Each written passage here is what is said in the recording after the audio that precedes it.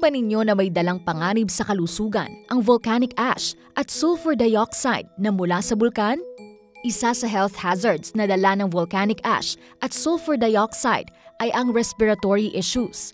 Ang abo ay madaling malanghap at maaaring magdulot ng iritasyon sa baga, lalo na sa mga may hika o sakit sa baga.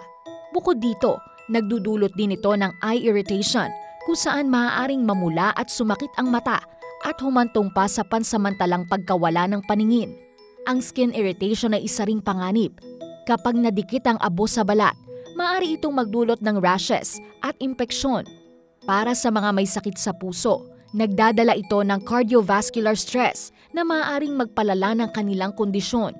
Kung may iba pang gustong malaman tungkol dito, makatutulong kung magtatanong sa pinakamalapit na doktor o health practitioner sa inyong lugar.